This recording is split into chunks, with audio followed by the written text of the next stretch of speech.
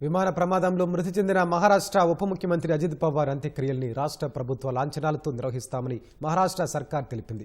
సుదీర్ఘ రాజకీయ సేవ, బారామతిలో ఆయనకున్న ప్రభావాన్ని ప్రతిబింబిస్తూ పూర్తిస్థాయి ప్రభుత్వ లాంఛనాలతో అంత్యక్రియలు నిర్వహించనున్నట్లు అధికారులు ధృవీకరించారు.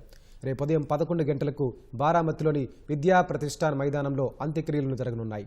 రేపు ఉదయం 9 గంటల వరకు అజిత్ పార్థివ దేహాన్ని ప్రజల సందర్శనార్థం అక్కడే ఉంచనున్నారు.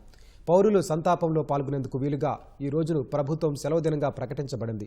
రేపు ఉదయం 9 గంటలకు గడిమా ఆడిటోరియం నుంచి అంతిమయాత్ర ప్రారంభం కానుంది.